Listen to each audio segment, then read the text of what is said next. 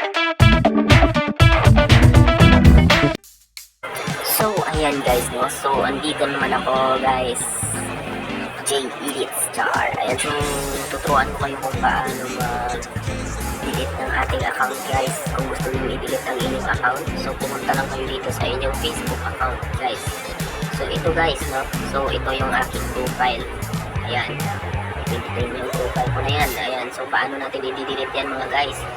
So, dito lang po tayo pumunta, guys. Dito, guys, so, sa tatlong tuldok na yan, guys. Punta lang po tayo dito. Ayan. Pagkatapos, guys, hanapin po natin yung settings, no? So, ayan ang settings, guys. So, pindutin po natin yan. And then, pagkatapos, guys, hanapin po natin yung may pangalan ng personal details, password security, and add reference and verification, guys. So, ito po yun, guys. Or pwede din lahat, guys, no? Pwede din lahat, pinutin lang po natin yan. Yan, kung gusto nyo i-delete yung inyong account. And then, pagkatapos, guys, no, pumunta po tayo dito sa personal details. Yan, nakikita nyo yung personal details yan, pinutin lang po natin yan. And then, pagkatapos, pumunta tayo dito sa account owner, shift and control, manage your data, modify your legacy contact, and deactivate or delete your accounts and profiles. Ayan guys, pinutin lang po natin yan. Pagkatapos guys, hanapin po natin yung meron po dito silang sa account ownership and control is memorialization. And decide what happens to your main Facebook profile after you pass away, and then deactivation or deletion, temporary deactivate or permanently delete your accounts and profiles. Ayan guys, no? So pinutin po natin yan.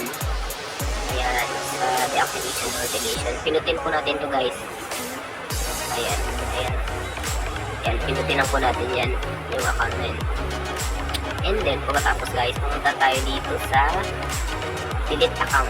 So, dito sa deleting account is sinasabi nila dito, when you delete your Facebook account, you won't be able to retrieve the content or information you've shared on Facebook, your main profile or messenger, and all of your message will also be deleted. Ayan guys.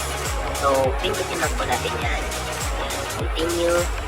And then dito guys, may pipilian tayo dito sa bago natin i-delete ang ating account. Pipilian tayo dito. I spend too much time on Facebook. I have privacy concern. I don't feel safe on Facebook. My account was hacked. I no longer find my Facebook and useful. Ayan guys. So, ang pipiliin lang po natin guys is ito. No? So, I spend too much time on Facebook. Pero depende naman po sa inyo guys. So, ito lang yung aking pipiliin. So, pagkatapos guys, continue. And then, scroll nyo lang pa ibaba guys. Then, continue. Yan. So, dito guys, ilalagay natin yung password ng Facebook account natin. Ayan, pause ko muna ha. Then, ayan guys, no? So, pagkatapos ng pagkalagay natin, no, punta tayo dito. So, pwede na po natin siyang i-delete guys. Ayan. So, delete.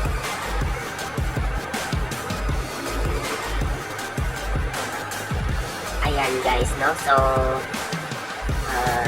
consider na po yung account natin, na-delete na po natin. So, yan lang po guys. Maraming salamat.